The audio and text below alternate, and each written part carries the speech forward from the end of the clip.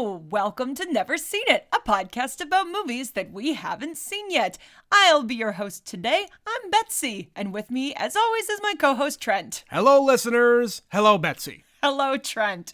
Today we are on to movie number 9 of the Best Picture nominees for this, past year, I guess? Yep. Current season. For 2022. That we're about to wrap up.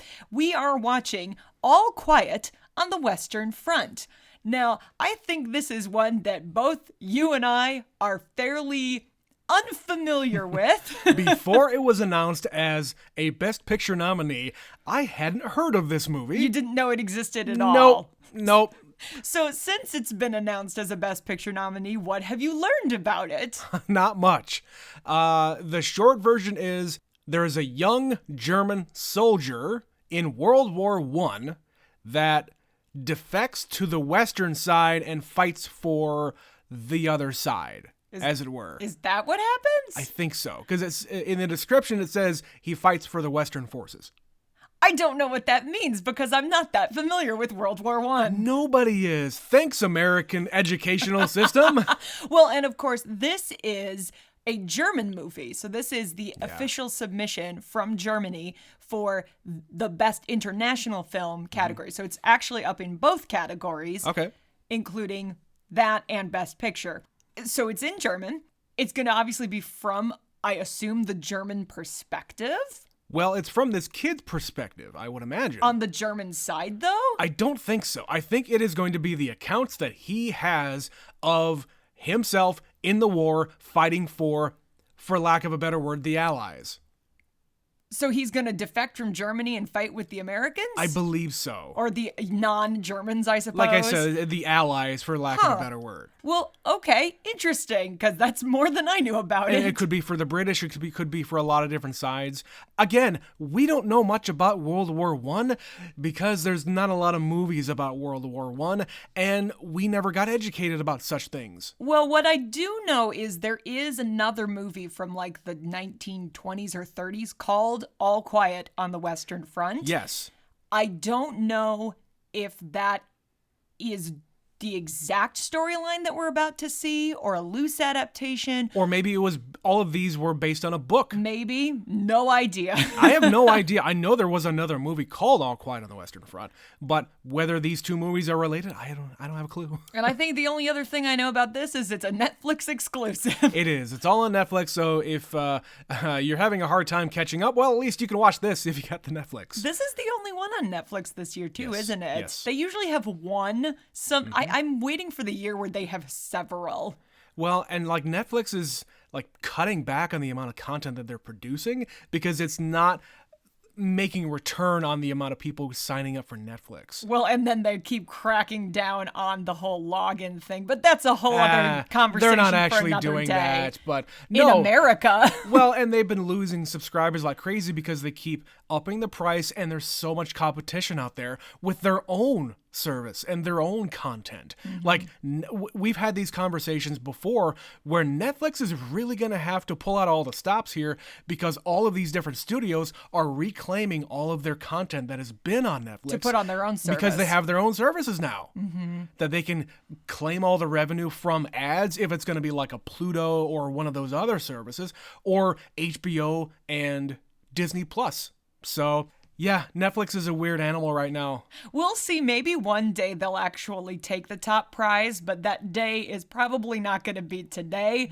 Yeah. But we'll see. Let's go watch All Quiet on the Western Front, and we'll be right back.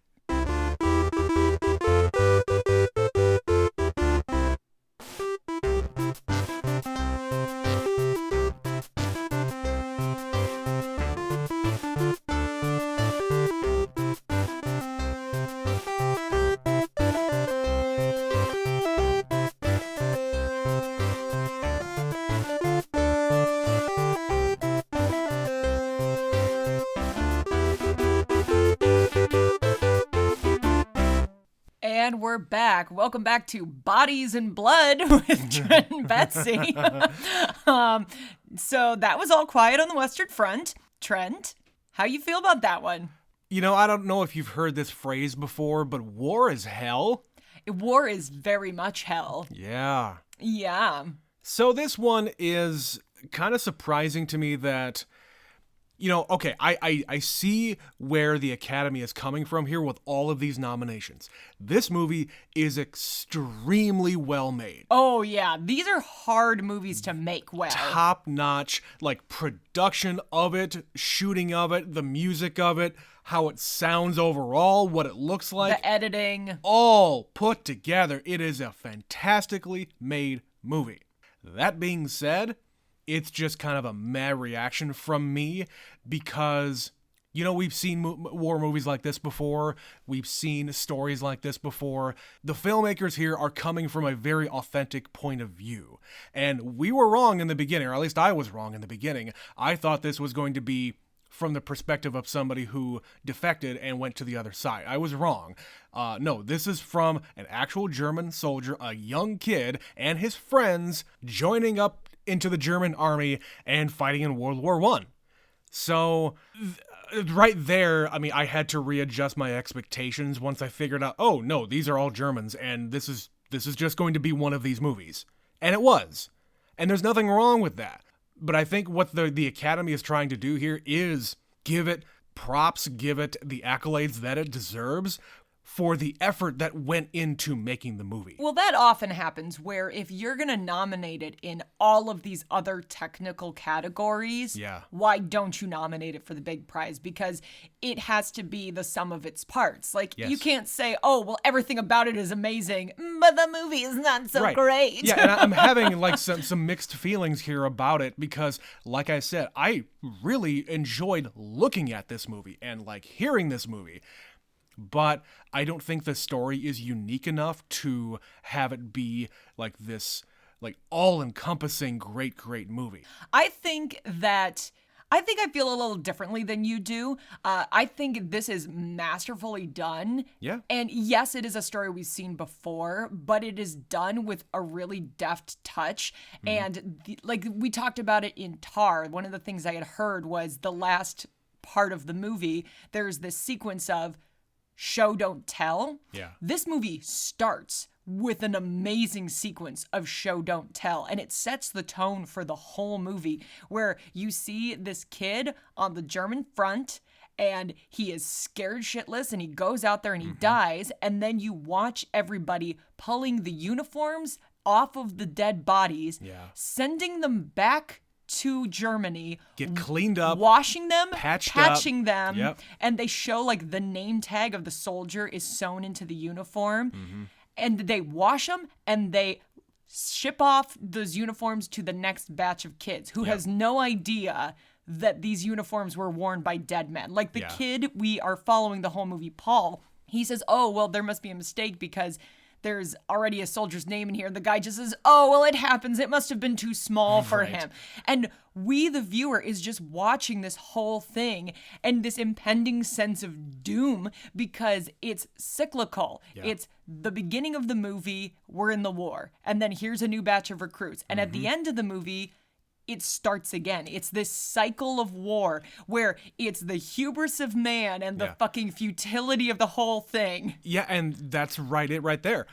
This war was a fucking meat grinder. They threw men at this war. It was the trench warfare that we've all heard about, and it just ended up being nothing. For nothing. At the end of the movie, they have like a postscript where they say, it started in this spot, October 1914. Yeah.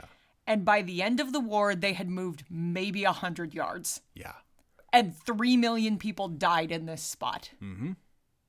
That's the no man's land. What? Yeah. For fucking what? Hubris. Hubris. It is all hubristic attitudes because these generals did not want to lose. They didn't care about winning. They just didn't want to lose. Yeah, so this guy that is manning this area, this general says, well, fine, we're going to start shutting down everything. It's going to be done at 11, but guess what? We're going in before 11, and we're going to fuck shit up. We want to have one final victory before we give up. We're not going out pussies. Yeah. Like, get the hell out there. And meanwhile, this dude is sitting in a fucking, like, mansion having beautiful food and listening to opera. The juxtaposition of the war scenes along with what the general is doing And with the negotiators, when they're in their fancy trains and having their fancy meals, is very apparent. And they're doing that for a reason. The filmmakers are anyway. So I get that, and I very much appreciated how they are depicting these guys who are just putting out the orders to say, you know what? No, I don't care what the experts are telling me. Yes, we know it is a meat grinder. Yes, we know we're going to lose, but I don't care. I don't want a loss on my record. I don't want the final battle to be a loss. Yeah, you're not the expert here. Yeah. I'm the expert here. Right. I'm the general. And he says, like, he has a whole scene where he says, I'm a soldier and I was born too young because I was born too late. If he had been born earlier, he would have gotten more wars to fight in. Sure.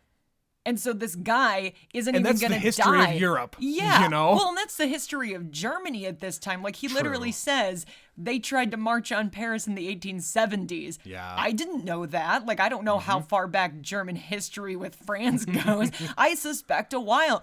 And the end of this movie is Armistice Day, where they decided on the 11th hour of the 11th day of the 11th month, they're gonna broker peace.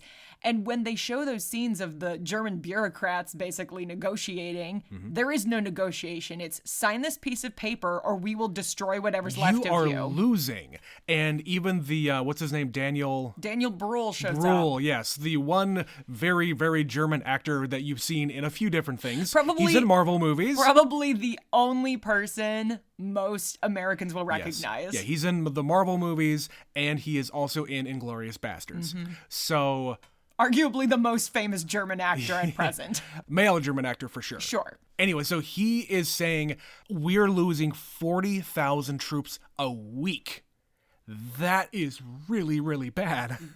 And he knows that if they don't make peace, there will be no people left in Germany, basically. Yeah, like, things are falling apart back at home. Food lines are being disrupted. People are starving. And, like, there's basically anarchy in the streets. And by the end, the Kaiser, which is the equivalent of their president, abdicates. He quits and says, you know what? No, I'm done. And whoever's left in charge tells this negotiator, go ahead and sign it. Sign it. We need to be done. I highly recommend you sign it, no matter the terms. And if you know anything about the repercussions of this, of course, basically puts Germany in a stranglehold, which is what ended up planting the seeds that created World War II. Right. And I wish I knew more about the history between World War I and II to have all of these things happen to them. I know enough to know it was an economic struggle. Like, the country was cut off at the knees to make sure that this wouldn't happen again. Right. And of course, all they did was create the cycle again. By putting Germany in that position, it left a lot of tension and stress on the economy. The people were starving. Nobody could do business. And, you're having a depression. Yeah. And out of that, and it's a pride chaos thing. Is a ladder. It's also very much a pride thing, because the German people are a very proud people, and they don't want to be seen as any kind of, like, weaklings or whatever else. It's similar to what happened to Japan after World War II. Like, they had to sign a treaty to say, we cannot have a standing army. And that is in place as of today. Like, they have some defensive capabilities, but for the most part, they have to depend on places like Korea, places like the United States, for their defense in case they get attacked. In case of emergency, break glass. Sure. That's pretty much it. So it's the same kind of, like you said, they got cut off at the knees, and there's a lot of, like, pent up aggression and pent up frustrations that we as the German people cannot ascend back to where we were before World War I. And I get where they were coming from, but they went about it the wrong way. They kind of went too far, but again, they depict it in this movie where Daniel Brühl says, the people are not gonna like this, and you are putting us in a really difficult position. Yeah. And it's not fair. He says, it's not fair. Well, and the French guy says, don't you fucking talk to me about fair. Like, who marched in here? Who started this shit? You fucking started this shit. Yeah. You will take what we are giving you and be thankful that we are not going further. That we're leaving you with anything at all. Daniel Brill says something to the effect of, they're taking like our trains and all of our ammunition and food lines and everything else. The horses, the guns, name it. All of it. They get to keep it all after our country produced all of it, and they're probably taking over even more than that. Yeah. For nothing. For 4 years of people dying. Yeah. 17 million people died in this war. Yeah, the belligerent German officers and army and whatever else caused all this to happen. You did it to yourselves, guys. Well, and of course, they clearly aren't telling the people who are back home how things are really going, because when they open the movie, you've got Paul and his 3 friends, and they're all getting permission from their parents to sign up for the military. They're enlisting. And Paul says, well, I couldn't get my dad to sign this paper. So they forge the fucking signature and they go and enlist. And they're all in this stairwell with all these bright young men, and they're so excited in their little uniforms. And there's this, call him a drill sergeant or whatever, giving this rousing speech saying, you are going to be the pride of Germany. Patriotism and honor and bullshit. Getting them all jacked up. And of course, again, we have just seen this whole sequence of people dying in the uniforms. Yeah, we had the initial scene of the same fucking trenches that we've had the entire movie. Yep. Like, we only have 2 trenches. One side is German and one side is France. And they swap once in a while. And they swap. Yeah, like the end of the movie, Paul goes in and there's the picture of the lady that his other friend put up there. In a previous scene. Yeah. But yeah, they're getting this rousing speech. They get their uniforms, and then they're marching in their uniforms, so proud, so excited, singing along about flowers girls on their lapels. They're just so proud to be in the German army. But when we're talking about this as a movie, this is also when you hear all this singing, but there's this foreboding music. The score. That is just injecting itself into this kind of happy-go-lucky scene, and it is just reminding you what these guys are walking into. Yeah, they're just happily marching to their own doom, and they have no idea. Yeah. But you get this wah, wah kind of throughout the movie, like an alarm, basically. Yeah. And they're just singing and dancing and so happy. And of course, we already have this doom and gloom settling in. So I'm just watching them going, oh, fuck no. Oh, no. And they get there on the first day, and it's fucking nothing like they expected it to be. And they know nothing. They know nothing. They've been told nothing. They've basically received no training. Right. Like this guy, Kat, who we meet later, he's, I guess, a lieutenant who has been there for a while. Oh, He's kind of telling the new guys coming in, this is what it's like every day, guys. I referred to him and the other guy as the hardened mustaches. And it's a great, little touch to demonstrate how these are the old guys who have been here a while, and they're older, like they're in their 30s, and these guys are children. They are baby-faced little boys who come in and just immediately start screaming and crying, and his friend is literally, under the first attack, beating his own head against the wall, screaming, I need to go home, I can't do this, I need to go home. Right. Like, to be so overwhelmed that you're beating your own skull against the wall, like, that's a dark place to go. Mm-hmm. And it just gets worse from there. And that's their first day. Yeah. First day.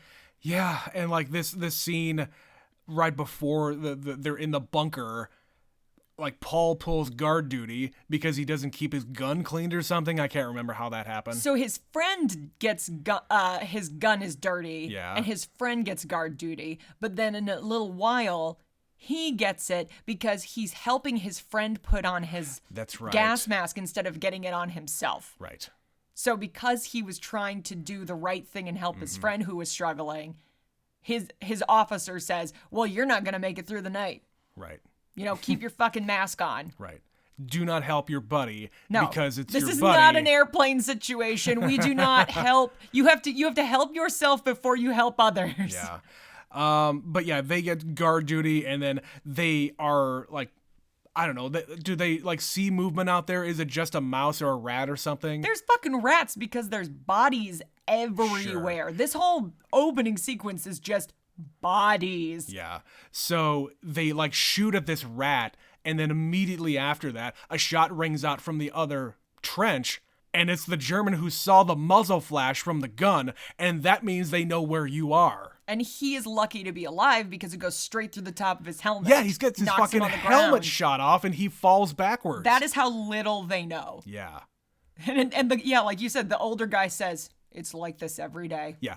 Take your stuff and go 10 meters down because now they know where exactly you are. Like they're going to train. They're going to train their guns on this position until they see a little bit of movement because they will not miss the second time. No, now they know where you are and you don't know where they are. Yeah. So move your ass. Yep. And it just kind of goes downhill from there. Like he walks into an impossible situation and his friend dies the first day. Yeah. He gets pulled what they call it, gathering duty. Like go around and gather. Yeah, get all the dog tags. Get all the dog tags from all the dead soldiers, including his friend with the glasses. Well, and it's also just, part of the machine. Yeah. He is in this room that collapses. In the bunker, yeah. In the bunker. And they are pulling people out. Oh, look, it's Paul. He's alive. Yeah. And they pull the boards off him. They set him upright. And then he goes back into the trench and an officer says, "Are you hurt?" Right. Well, then get to work. Mm-hmm. Like, if you don't have an excuse to be sitting here, fucking get off your ass. Yeah. Are you injured? No? All right. What are you waiting on? Yeah. And he starts gathering up dog tags. Just in a little bag. Clink, clink, clink. Mm-hmm. It's messed up. So yeah, if you're looking for a movie that's really visceral and scary at times, like I was like horrified with what's going to happen. During some scenes, like what they are depicting on screen, especially near the end, where they're like making advances. Like they go and capture the French Trench. It's a great band name. And then they introduce the flamethrower soldiers and the tanks come in. And like the French are not going to let go of this trench. No, the tanks like emerge. Like first you just feel the ground shake and the rats that are fleeing. There's just this sea of rats running away. Well, like the German soldiers are finding like all this French food and French wine and they're stuffing their faces. And you're like, yeah, they start to feel the rumble and all these rats go by. Oh, God, I fucking hated that. Oh, yeah. No, trench warfare was fucked up. It's just wet and muddy and bloody and cold. And it's fucking November and they have a pretty similar climate to where we live. It's why they call it trench foot. Yeah. And then the tanks emerge from the smoke. Like all the explosions have been creating this haze and these tanks come out and then they're just driving over the trench because those tanks don't fuck around. They don't need to worry about a little 4-foot gap. They go right over it or they go into it and they're literally running people over. They're running people over. They have the guns out the side and they can just shoot down the length of the trench and kill everybody there. Yeah, and like you said, they get out of the trench. They keep running. They get a couple of the tanks, but right behind them is a whole bunch of foot soldiers with fucking flamethrowers. And Paul watches his friend get burned alive. Yeah. And he is screaming and flailing.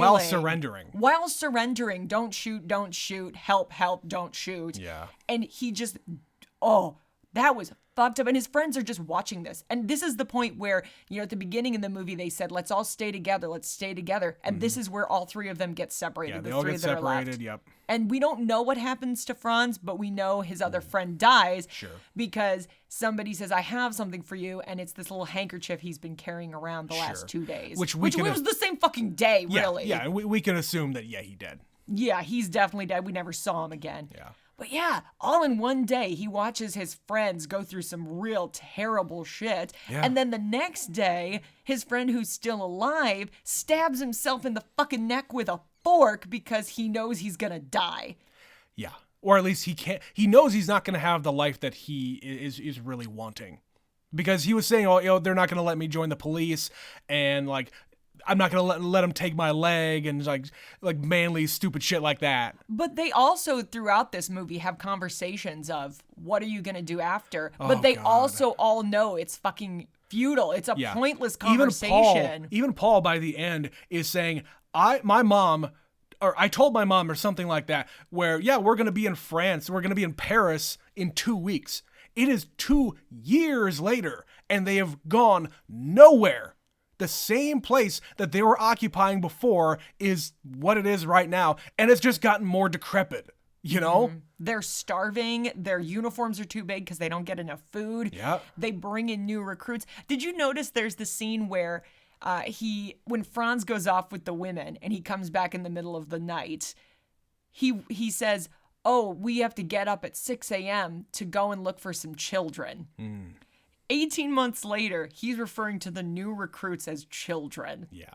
Because that is how changed a person he is. That is how different they are from when they were those children. Well, and I noticed near the end of the movie where the next group of recruits come in and the general's going to say, hey, at 11 o'clock it's going to be over, but we're going to go off and do one more battle. All of the fresh-faced soldiers. Clean-faced soldiers around Paul, who just looks disheveled. Yeah, it just him being there, center frame, and everybody else has these clean faces. Yeah. Yeah. It is horror that he goes through repeatedly. Yeah. And it for nothing. Like the worst things that happen to them are things that you and I couldn't possibly imagine happening to us. Yeah. And there's this interesting speech in the middle where his friend Kat says, I don't know what I'm going to do when I go back home because we're so different now. It's going to be like being in a foreign country. All anybody's going to want to ask us about is, what was it like? Yep. And meanwhile, we will not fit in. We will not know how to act. That's why so many people stay in the military. They don't know anything else. They don't know anything else because whatever they were, whoever they were beforehand is gone. It's beaten the fuck out of them. You're metaphorically dead. Yeah. Yeah. And in this era, like, this is such a monstrous way to go through a war. Right, and like, this is the war. Listen, PTSD was not a thing in these days. Well, that's the thing, though. This is the war that they came up with the term shell shock. Shell shock, yeah. Yes, so that's the term that they coined after this war. Then that term started to evolve over time, and it just kind of became a euphemism for what is really going on. Even PTSD, post-traumatic stress disorder, is a very much a bullshit term for what you are going through. It is a medical term. They've slapped a medical term on it, but they at least identify it now as it's really a problem for these people. Yes. In this era, it was just that. Like, you would go back home and they just want to talk to you about war because, ooh, you were in the war and you're a big fancy soldier man. Right, and that's exciting, and you can hear stuff on, like, I don't even know if there's radio by this point. It's getting close, I'm sure. To a degree. Yeah. So like people are hearing about what's going on and getting the reports back in the newspaper and shit like that, where it's just romanticized. And these days, it is definitely not. No. Not anymore. Not like this. Why do you think standing armies are so small these days, other than in authoritarian countries like North Korea and Russia? Well, and also why they're trying to change what a war is, like more drones and not bodies. Exactly. Because unmanned. Because let me tell you, it would just be more of this. Yeah. It would be millions and millions of bodies on top of bodies on top of bodies. Like, this is 2.5 hours of piles of human corpses and blood everywhere. Yeah. And they just become so nonchalant about it at certain points. Like when they're on the patrol looking for the new recruits, they find an explosion and they're like, oh, that must have been a big one. He's missing his clothes, and they're looking up 20 fucking feet into a tree and there's a torso. Yeah. Like there's one leg, like stumps of arms, it's just a torso. And they are just like, huh. And they keep going. Because that's how unfazed by something like that they are now. And then when they get to this train station and then like a factory there. Yeah, it's a train station that they've kind of like converted into something. They find that they had gas. There were canisters. So clearly there was gas. And this is another thing, chemical warfare. Like this is some fucked up shit that was in World War I. We didn't have a lot of rules in World War I. And I'm kind of surprised that they didn't do more of that. More gas. But even like before, when they're marching towards the beginning of the movie, he said, gas, gas, gas. Actually, no, the French don't use gas. Except clearly they do by the end Yeah. because they get their hands on some. And they show this room. He discovers this room full of the entire platoon. Yeah. The All entire group. dead. And they got say, gassed in this room. When they say they took their gas masks off too soon because it still was lingering. Yeah. And they were just lying there dead. Yeah. And they're so unfazed by all of this. And the things that really get to him are when he's really up close to it. Like they're retreating after those tanks and he's watched his friends die. And he's in this wet trench, this hole in the ground that's left from a bomb. Yeah. And a French guy is in there and he stabs falls him. in. Yeah, the other guy falls in just like he does, and the French guy like gets blown in there from one of his own bombs Or something. Yeah. something going off there, and Paul goes over there and stabs the fuck out of him. And of course he doesn't die right away. He's choking on his own blood. Yeah, and that's the visceral nature of warfare that they are trying to depict here in the movie. Like, this guy did not die clean. No. He is choking on his own blood. He is struggling. And Paul freaks out. Paul freaks out and like stops his face with mud and dirt and sand, whatever, to try to stop him from choking on his own stuff. He wants him to shut up. He wants him to stop doing what he's doing because it's affecting him. Yeah, he's like rocking and covering his ears, yelling, "Shut up, shut up, shut up." Right. And then he comes to his senses a little bit and he starts trying to help him. He starts trying to help him and like apologizing, and like he took out the French guy's like his wallet. personal effects, and is like seeing where he's from, seeing his wife and kid, and getting his name. And he's like, I promise I'm going to get this to your wife. I promise. Right. Like all of a sudden that's your comrade, even though you just killed him. Yeah. Yeah. It's really, really messed up. And of course you've got this guy who's the general not seeing any of this. Sure. He's not a part of this. He just sees we have to hold this spot. It's fucking German territory and we are not going to give up and we're going to fight till the end.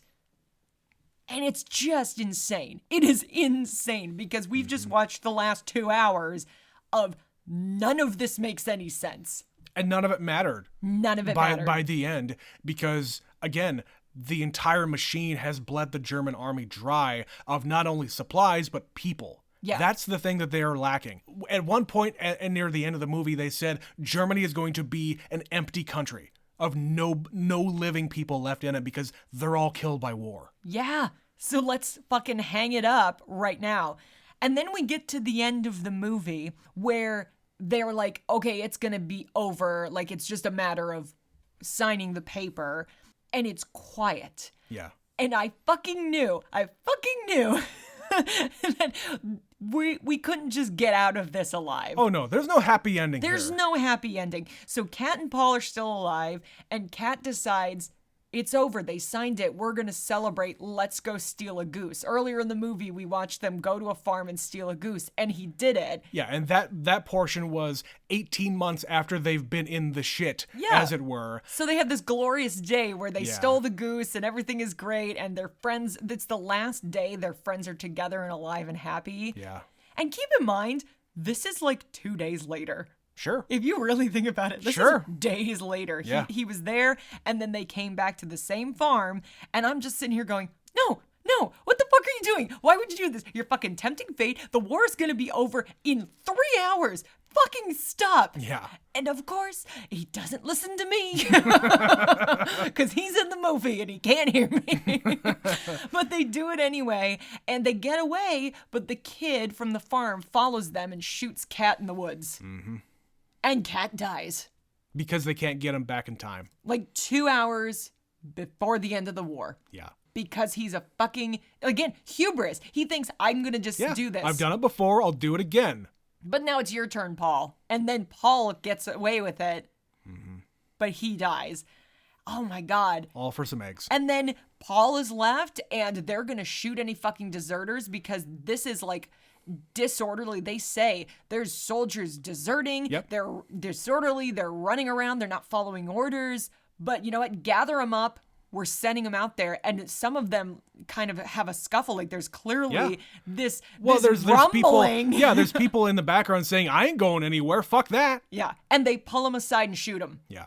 They just, okay, well then you're a deserter and you're not following orders and you're going to fucking die. That's right. So then everybody We are going to have this victorious moment for the German people, for the German army, and that is it. And you can look on their faces as the horror, like the realization washes over them. Like they resign themselves to the fact that 15 minutes to go in the war, we're doing this. Jesus. And they do. And you know what? Paul is raring to go because he just saw his best friend for years get killed for nothing.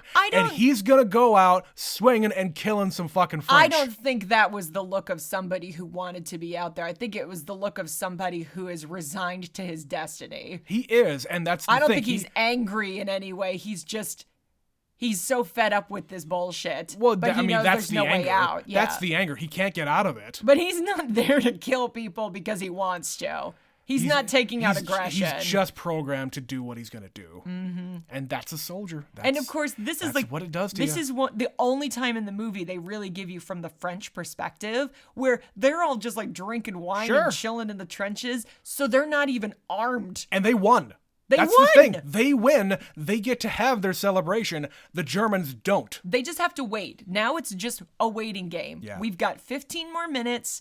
Why would they possibly do anything? Let's just chill out here and drink our wine. And then they hear the attack coming, and it just turns into 15 more minutes of chaos and senseless murder. And it's just like the man-on-man stuff where it's the rifles, it is knives, it is just hand-to-hand combat. One of them is trying to drown Paul in the water, in the mud, like smothering him, and he beats him with a rock. Yeah.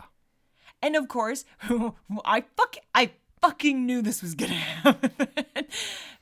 Paul gets out of that situation, and they tumble down into the trenches, and the two of them are just staring at each other. Waiting. Because they both know it's coming very soon. And some guy comes behind him and stabs him through. At literal 11 seconds. At 10:59 and about 50 seconds. Yeah, literal seconds to go before ceasefire. And you hear like the whistles and the cheering and the sirens saying ceasefire, ceasefire, it's 11 o'clock. Yep. And they're just left standing there staring at each other while he bleeds out. Yeah.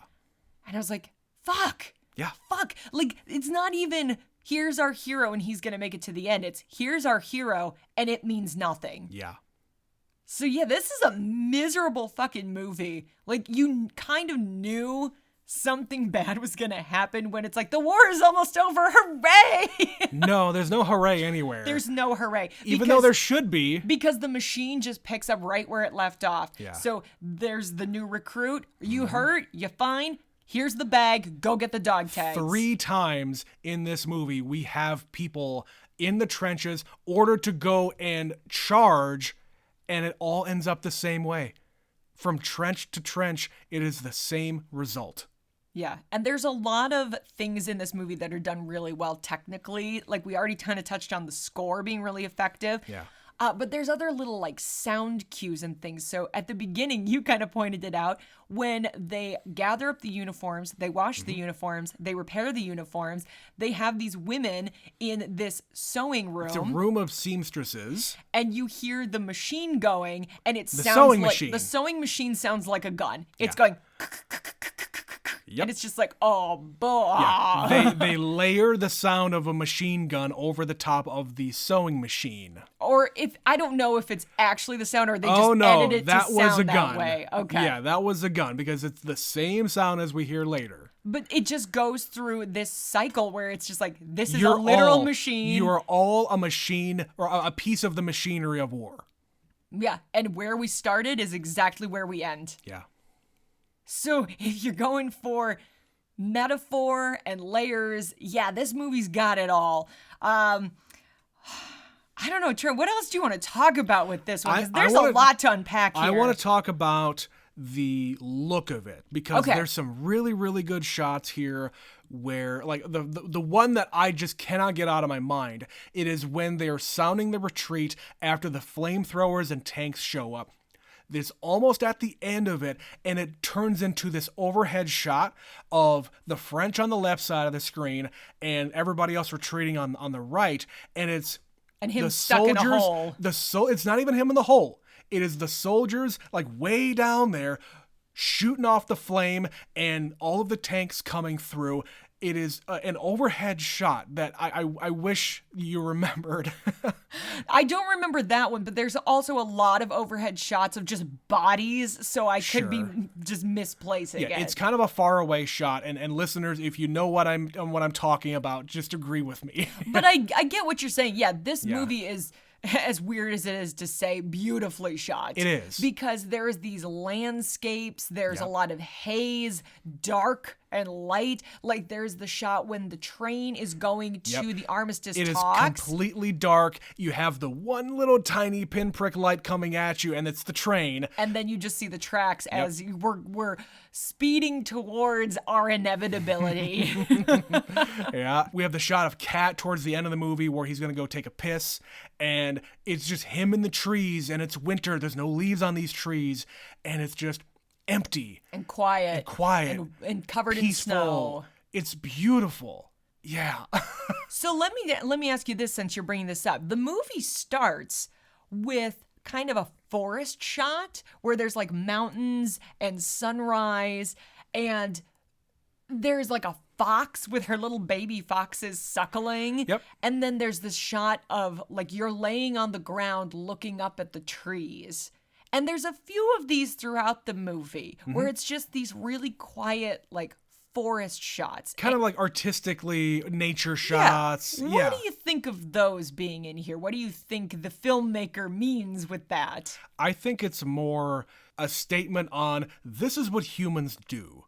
Humans are the only creatures on this earth that are going to do things that are so ugly. The rest of nature, the rest of the creatures on this planet would never do something so senseless. So senseless to desecrate the earth, let's say. Mm-hmm. Well, clearly there's the one shot that I think was very intentional is that last one where you're kind of laying on the ground looking up, because then it's the reverse shot, like up above looking down, and it's just a sea of bodies. Yeah. So that one I get, because it's one to the next. But it's just these like really quiet nature, beautiful, like in the middle of the forest, peaceful. And it's not that they're out of place per se, but it's just, why are they there? Yeah, I really think it's just that. Okay. That makes sense. If the whole thing is we need to juxtapose the nightmare scenario that we're in with what could be happening in your life. Well, and like we keep on saying, the big word is juxtaposition, and it's them showing the officers back doing the negotiations. It's the general having a nice meal with his wine, and everybody else has to steal a goose in order to have a good meal. Yeah, he's throwing meat to the dog because he's got extra to spare. Yeah, he like drinks a little bit of the wine and he just throws it on the rest of it on the ground. Well, not the wine, but the meat. I thought he was like emptying out his cup. Oh, I mean, he might have. That might have been two separate moments. Yeah, he did both. Okay. He threw the bones at the dog. Yeah, he's just like, this wine is gross. Give me different wine. Yeah, it's just the excess of that. That is just, it's disgusting. It really is. And it's all these distant men who are far from the lines. Making decisions about the lives of thousands of other men while you are just back there calling yourself a soldier. Yeah. Like there's an earlier scene where there's a guy at the home office, if you want to call it that, and he's watching these guys reading out the dog tag names. I was going to ask you about that. So what did you think about, they have this pile of dog tags. They're taking down all the names and the birth dates and recording them in a ledger. Why did you think that they stopped? I think for two things. One, he had heard enough because it's just more shit on a different day. Secondly, he was marching into a meeting and he needed a number. I think it boiled down to, you're still counting and I don't have time for you to count the rest. Okay. So give me what you got. I'll go and report it. Because, these names have to be going up the chain. Like, we need to send out telegrams to tell people they're dead. We need to print names in the newspaper. That's to say what I they're was dead. thinking. But like my initial thought was, maybe are they trying to hide the numbers of how No. many dead that there are? No, I think it's just genuinely, again, to use a machinery metaphor, it's a deadline. We have a deadline before we can go to press, or we have to have a deadline to get to this meeting. Like, I have to have this report now. Yeah. I can guess about however many that are left based on the pile there. Yeah, the names aren't important. The number is important because he doesn't give a shit about these people. It's just a body count. Sure. Yeah. Well, I mean, this guy does. This guy. This guy does. The he's- Daniel Brühl guy, he does care because his The son... other guy, though, is Yeah, the the one- other guy. Yeah. The Daniel Brühl character absolutely does care because he's the guy going in there to say, I want to sue for peace, and we cannot sustain 40,000 a week dead. Well, they're also just realists. They have been reporting these numbers to the high command over and over and over again, and it becomes, to keep using the same word, futile. I need a thesaurus, but it is just the word of the day. Like, they keep doing this every day. 10,000 dead, 4,000 dead, 20,000 dead, 40,000 dead. Yeah. Dead, lose, bad, wrong. For no, nothing. For nothing. And it'd be different if they were actually making real gains. And if they do, that's great. But then they lose it the next day or the Pretty next much. week or whatever. It just doesn't matter. You are not making any kind of gains and you're taking on way too many losses. And that's the story of World War I. It really is. And I think I prefer, like, let's just kind of end here. I think I prefer 1917 as a story, as a movie. Like, I don't need to know, like, the overarching thing about the peace talks or anything like that. I know how that ends. But the story of 1917 is more interesting than this one. Even though, I mean, I appreciate the fact that this was very authentically made. Like, everybody's speaking German and everybody else is speaking French.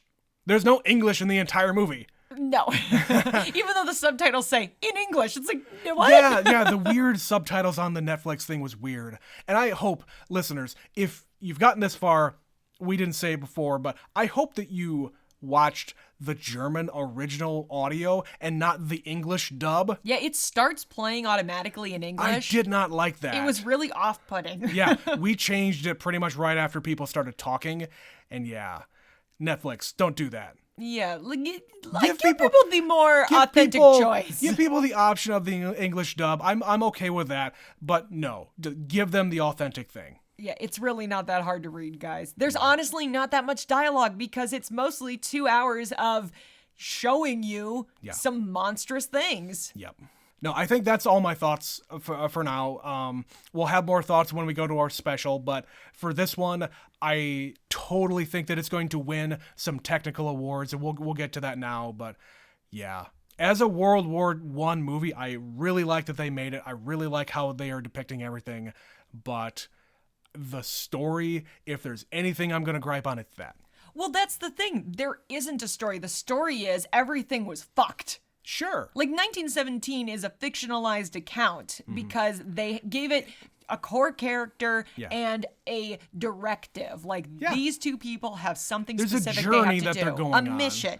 This is more from the perspective of the people who lost, made by the country that is depicted, saying, this was absurd. This was bullshit. And it's we're a going lot to of- give you the bullshit. Yeah, and the great thing about what they are depicting is the subtext. It's all subtext because they're saying, we are fucked here. We are losing, but these fucking generals won't let us lose. Just please let us go home. Yeah. Please. Everybody's talking about going home, but these guys are not letting they're letting their pride get in the way. Definitely. Well, since we're talking about Oscars, let's get to that now. So this is up for 9 Academy Awards. Yeah, and when they were reading all of these off, I was like, Jesus, I've never heard of this movie before, and it's getting all these accolades? Well, and once they kept saying it over and over, I had a suspicion that this was going to be a double dip, because that has happened a few times in the recent memory, where a movie gets nominated for Best International Film and Best Picture. And sometimes they win Best Picture. The only one that I assume Parasite. Parasite got both. Yes, it did. It did. Most of the time, they win the international category. They don't win Best Picture. Parasite was rare. Anyway, this is up for 9. It is up for Best International Feature Film, Best Achievement in Makeup and Hairstyling, Music Written for Motion Picture, so original score, Sound, Visual Effects, Picture of the Year, Adapted Screenplay, Cinematography, and Production Design. Yeah, I would say of all of those, the score needs amazing. to be up there. Yeah. The score is amazing, and I can't remember what we talked about all of the other ones. I think the score is way up there. The production design is fantastic. I mean, I don't know how they judge a screenplay. Normally when I think about screenplay, it is dialogue driven and, like, for lack of a better word, stage direction and shit like that. Yeah, this one is definitely more show don't tell. So I don't think it'll probably win. I think it's worth the nomination because it keeps the story moving and it's interesting. You can't make a movie without a screenplay. Yeah. But you're right. I think most of the ones that tend to win are the ones that have a really unique story to tell and they use the dialogue effectively. So I don't think it's going to get screenplay. I think the rest of them, it's got a really good shot. Listen, this won Best Picture at the BAFTAs, so to say it's going to win International Feature, I think is a given. I agree, and yeah, I always take the BAFTAs with a very large grain of salt because BAFTAs tend to err to the side of anything coming from Europe. Correct. Like the ones that won a lot of awards there were like Banshees of Inisherin. Yes. Like that actress won there. Yep. I'm not so sure she's going to win an Academy Award. Nope. And a lot of things like that. But then they pick this one. This makes sense for Best Picture over there. Yeah, I'm okay with that. Yeah. I remember when it was the Kristen Stewart Diana movie. Oh, Spencer? Spencer, yeah. That movie got nothing over there, and I fully believe it is because the attitude is, how dare you Americans make a movie about Diana with a non-British person? I suppose. That's if I'm going to say anything about the BAFTAs, it is that, like, they are very possessive of their films. I put more weight behind something like the SAG Awards and the Directors Guild and the Producers Guild. They tend to be more of the voting body that ultimately tells you, okay, this award is for that category. So it's more specialized. And they usually will indicate, well, that's probably going to win that category. That's where the winds are blowing. Yeah, so that's usually where it comes from. Well, any other thoughts about this movie before we get to an email? No, I think I've said all I needed to say about this. Again, we're gonna do a wrap-up special here on Oscar Sunday. If you were not aware, we've got one more to go after this. But yeah, let's take it to an email, and we'll give some news here at the end of the episode about what we're gonna do next week.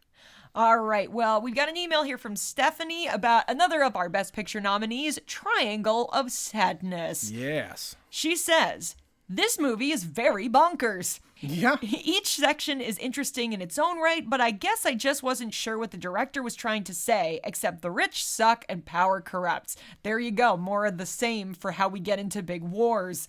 The first segment is basically one circular conversation about money and relationships. I thought it was interesting, but didn't need to be so long.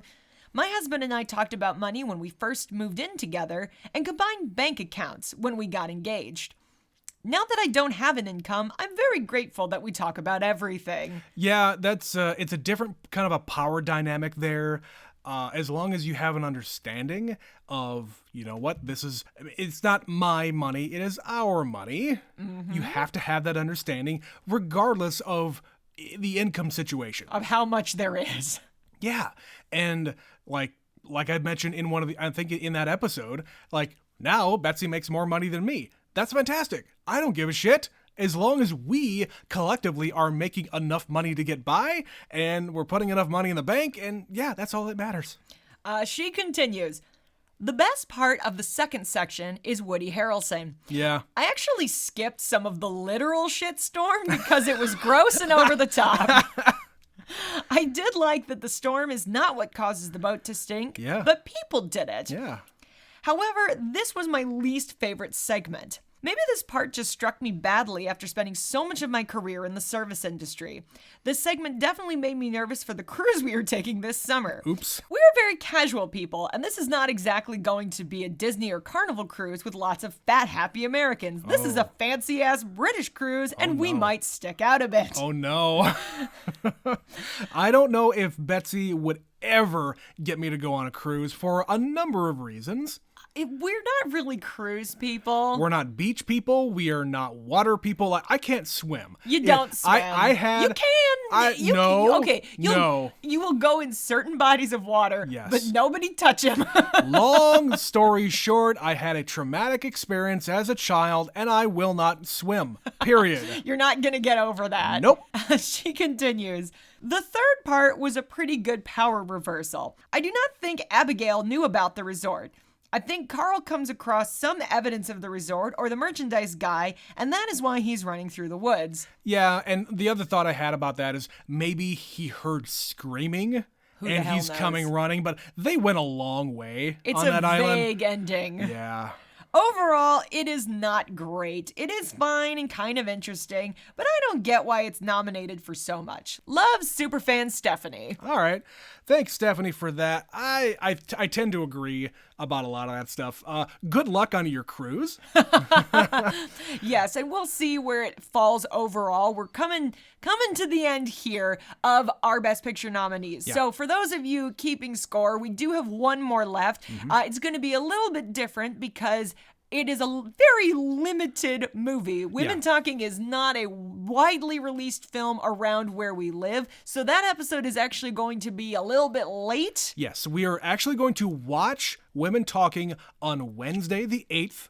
When we should be putting it out. Yeah. Normally our episodes come out on Sundays and Wednesdays, but because it's actually going to be released on Amazon Prime Wednesday the 8th, we're going to watch it that day. I'm going to edit it that night, and it's going to come up Thursday morning. So we'll get it out to you guys who are paying attention as quickly as we can. And we'll make sure to post things on social media saying, hey, things are going to be late. Don't worry. Don't panic. It's coming. It's still coming. This is going to be the first time that we will have missed a deadline, though. Yes. Simply because it is that unavailable. It's interesting because most of the movies of the last few years, especially, even before we had a podcast, they make them available. It's been pretty good. Yeah, since we've been doing this as a couple, we've been doing this every year for, coming up on 10 years, I think, where you've at least watched most of them, and then several years where we've done all of them. Yeah. So it's weird that we can't get one.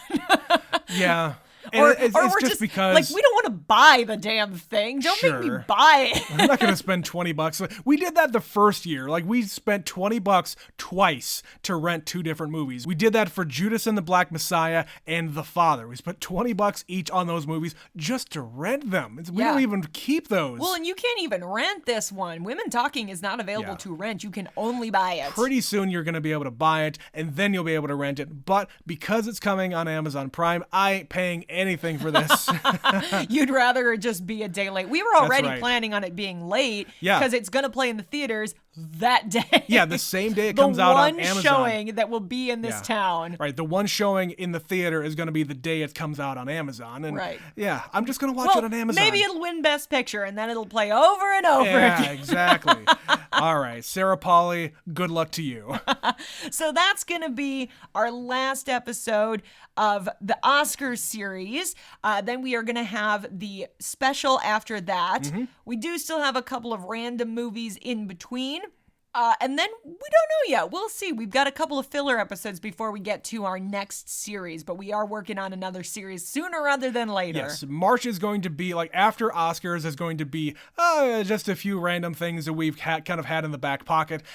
April is all planned out. We have every single episode planned out in advance for April. You're gonna love it. I guarantee it. But in the meantime, if you would like to tell us about the Oscar movies that you have seen or any of the other movies that we have watched recently, we just put out our 200th movie, Scarface. Hell yeah. Tell us what you think about that one. You can send us an email like Stephanie at neverseenitpod@gmail.com. You can follow us on all the social medias. We're on Facebook, Twitter, Instagram. Just look up Never Seen It with Trent and Betsy. You'll be able to find us. You can also click the link in the podcast description on Anchor and throw us a buck to support the show. Hell yeah. And then maybe we won't feel so bad about renting $20 movies. Yeah. But with that in mind, this has been another episode of Never Seen It. We thank you for listening. I have been Betsy. And I have been Trent. And we will catch you next time. See ya.